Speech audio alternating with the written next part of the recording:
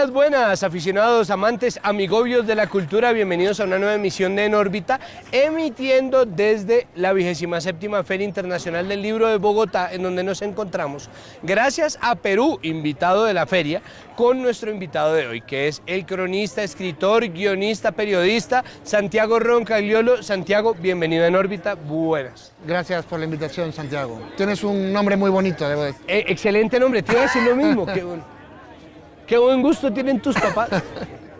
Me gustaría empezar, sobre todo por el cambio de géneros y el cambio de oficios, porque existe, es decir, tiene que haber un talento especial para la versatilidad, creo yo, y no le pasa a todo el mundo que le vaya bien siendo como tú dramaturgo, escritor de telenovelas, escritor de novelas, periodista, asesor político. Sí, bueno, afortunadamente hace mucho que no soy asesor político, bueno. que ya solo escribo libros y que me dedico a los libros, ¿no? Pero también en los libros cambio mucho de género, he hecho comedia, he hecho ciencia ficción, he hecho novela política, thriller y ahora también. vuelvo con un thriller político en la tradición de Abril Rojo. Sí.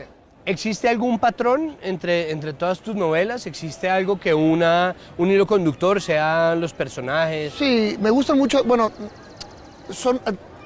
suelen ser o de humor o de terror o de suspenso. Suelen hablar o de perdedores o de psicópatas, que me parecen los dos extremos de lo que podemos llegar a ser. Y están en un umbral y la muy línea delgado, tenue, ¿no? la En línea un que momento separa es pasan de tenue, un ¿no? lado al otro. Entonces, aunque cambien mucho de género, aunque cambien mucho incluso de escenario, sí hay muchas constantes. Y luego suelen ser muy cinematográficas las cosas que cuento. Suelen ser muy como películas, ¿no? Me gusta que te pierdas en las novelas como cuando te pierdes dentro de una película y te olvidas de que hay un mundo afuera. Tú dices que el humor está en todas tus obras, aunque muchas veces no se entienda. Bueno, a veces es un humor muy negro, pero otras veces creo que los escritores nos toman tan en serio que no se dan cuenta de que todo es el mundo humor. está esperando que cada sentencia o... En cambio, a mí me parece que el humor es una de las maneras más inteligentes de hablar de las cosas, ¿no? Entonces, es una manera de mostrar las paradojas, las incongruencias de las cosas y de aguijonear a las cosas que no te gustan, ¿no? Cuando tú empiezas a construir una novela, ¿sabes qué tipo de género va a ser o eso va saliendo con los primeros párrafos o aparece...? No, el género creo que es lo único que tengo claro. Sé que esta vez va a ser una comedia, sé que esta vez va a ser un thriller, ¿no? Porque eso también me da un poco la estructura. Pero lo que van surgiendo son nuevos personajes, nuevas situaciones, ¿no? Hay que resolver muchas cosas. Y eso también te lo da mucho el género. Sabes que si estás haciendo un thriller, cada cierto tiempo tiene que aparecer un cadáver. Sí. Sabes que si estás haciendo una comedia, hay ciertos momentos que tienes que tener y esto es como una base sobre la cual ya tú inventas y juegas y te imaginas cosas. ¿Qué has disfrutado más o no encuentras ninguno especialmente más placentero? No, todo lo que yo más disfruto es que mi vida sea irme todas las mañanas a un cuarto, a un estudio, e imaginarme mis propias fantasías, mis propias invenciones, mis propias perversiones a veces, y dedicarme a eso y poder llevárselo a los lectores y que eso sea mi oficio es un privilegio. Hay un asunto muy serio con el exilio, creo yo, dentro de las entrevistas que te han hecho, dentro del relato de tu vida, por varias razones. Una, porque tú no fuiste un eterno exiliado, es decir, a ti te tocó vivir tanto la ida como la vuelta. Y segundo, porque además tú te encontraste viviendo en un momento entre exiliados. Claro. Tú eras muy pequeño. Yo crecí en México, porque mi padre era militante político de izquierdas, y en ese momento en Perú y en casi toda, justo aquí no creo, pero en casi toda Latinoamérica echaban a cualquiera que pensase un poco, que fuese activista político o bien periodista, no, o bien... no, aquí, eso sí, ¿no? Aquí supimos desperdiciar bastantes cerebros echándolos. Pues todo este exilio latinoamericano, sobre todo de Argentina, Chile, Uruguay, ¿no? De países que le estaban pasando bastante peor que Perú, iban mucho a México, a Europa o a México. México recibía mucho. Entonces yo crecí, sí, entre todos estos entre todos esos exiliaditos de 3 años, de 5 años, con camisetitas del Frente Sandinista de Liberación Nacional, nuestros papás tenían barba, los Che Guevara, lentes de Carey, y siempre estaban conspirando, estaban montando alguna conspiración en algún país toda la vida. Pero crecí sintiéndome latinoamericano.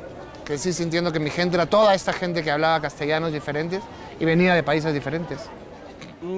¿Cómo era eso que ustedes jugaban a la guerra popular, a la lucha popular? Sí, cuando volvimos a Perú y tuve que entrar al colegio, el cura me preguntó en la entrevista que te hacen para entrar al director del colegio, hijito, ¿y tú a qué juegas? Y yo le respondí, a la guerra popular, padre. Todo vetado. Increíblemente me dejaron entrar al colegio. verdad? Creo que era sordo. De pronto él dijo, nah, debe estar haciendo un chiste, qué sé yo. Espero que sí. Bueno, y tú cuentas que cuando volviste y la revolución no era lo que pensabas, bueno, ¿qué pasa ahí? Es decir, si te encuentras con que la revolución en lo que ahora se llama la Realpolitik es un cúmulo de sucesos macabros o muchas veces tristes, muchas veces funestos de verdad. Sí, yo volví a un país muy violento, ¿no? El Perú en que yo crecí era un lugar sanguinario que se caía a pedazos, la economía se caía a pedazos, pero también la gente, había cadáveres por la calle, había apagones con frecuencia, no había agua, no había luz. Lo bueno de eso es que creo que los peruanos de mi generación, todos los que vivimos eso, somos unos supervivientes. Es muy difícil acabar con nosotros, por mucho que lo intentes. Y también eso me enseñó a ser muy escéptico, es decir, y también creo que es algo de mi generación. Cuando alguien es demasiado de izquierdas o demasiado de derechas, tiendo a desconfiar automáticamente y a creer mucho en el sentido común, ¿no? Y creo que eso es algo muy importante para un escritor, porque tú tienes que no puedes dar por sentado nada, tienes que reflexionar sobre las nuevas situaciones siempre. Ese escepticismo es una marca que existe en tus personajes todo el tiempo, como que, bueno, por ejemplo en Abril Rojo, que empieza buscando el terrorismo y se empieza a encontrar con un asunto estatal muy serio, con crímenes militares, como pasa tanto en Latinoamérica, ¿sí? Que uno ve que estamos completamente polarizados, que uno ve para un lado y para el otro, y para donde mire encuentra Sí. zonas grises, bueno. Yo creo que lo que ocurre mucho en los personajes es que, y eso sí es una constante, es que pierden la inocencia. Y de hecho, Chacaltana, que ya ha salido en 2 novelas, ayer me decía Clara Elvira Ospina que es el único personaje que ha perdido la inocencia 2 veces.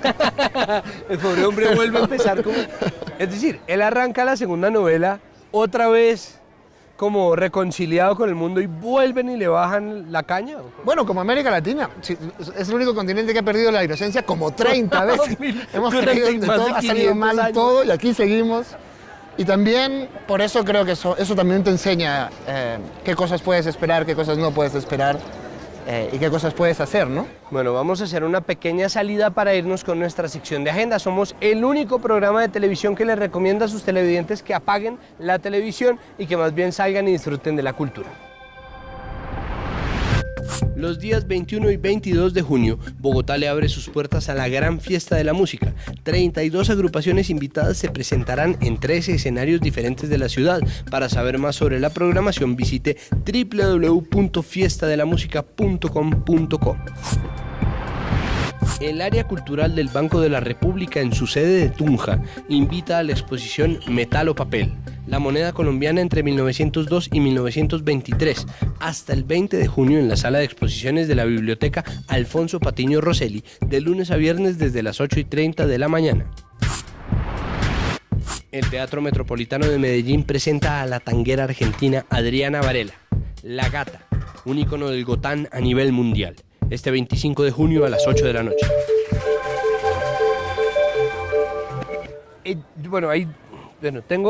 Es que hay 2 temas que son muy similares. Una es el folletín, para hablar sobre Oscar y las mujeres, porque es un formato perdido, es un formato que no se volvió a escribir nunca, que era normalmente de aventuras, pero que se convirtió en Oscar y las mujeres en un formato para el humor y que sirve mucho, se adapta perfectamente. Y la telenovela, que son 2 formas de contar una historia en serie. ¿Qué vino primero?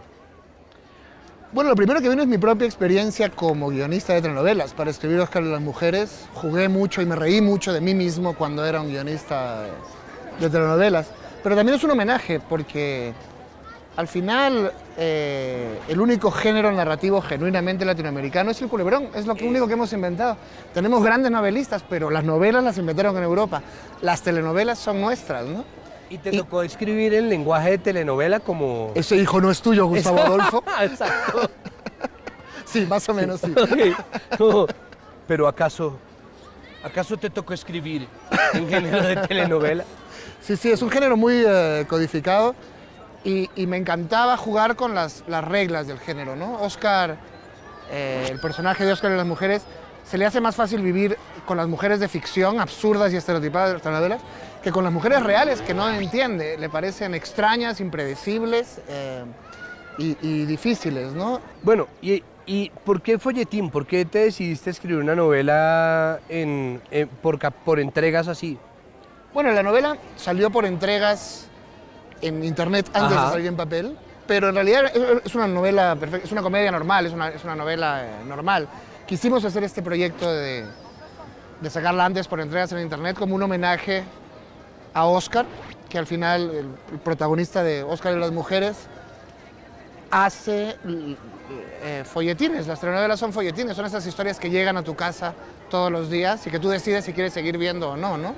Creo que las telenovelas reemplazaron al folletín de papel y que Internet da un nuevo espacio para que vuelva la historia por entregas a reemplazar a la televisión, porque ya no tienes que ir a ninguna parte, ya esa historia llega a tu casa. Y el último libro es un thriller. Sí, es un regreso a los temas políticos y oscuros de América Latina, es un thriller, se llama La Pena Máxima y está ambientado en el Mundial de Argentina 78. Lo que sí es claro y sí sabemos es que la dictadura argentina usó el Mundial, como suelen usar las dictaduras, los eventos deportivos, para vendernos la idea de un país maravilloso, donde de derechos humanos y de hermandad entre los pueblos, mientras a pocas calles del estadio torturaban, desaparecían y asesinaban. E hicieron cómplice de sus atrocidades a Perú, ¿no? La dictadura peruana no era tan terrible como la chilena o la argentina, pero si tu vecino es un asesino y tú no haces nada, terminas convertido en un cómplice. Santiago, muchísimas gracias. Muchas gracias, Tocayo. Ha sido un placer. Tocayo, un placer. Señores, nos vemos. Recuerden que esta entrevista la pueden ver completa en www.enorbita.tv. Recuerden que vamos a seguir en la casa de personajes a quienes mi cuaderno y yo podamos entrevistar. Y recuerden que nos vemos en la próxima emisión. Hasta luego.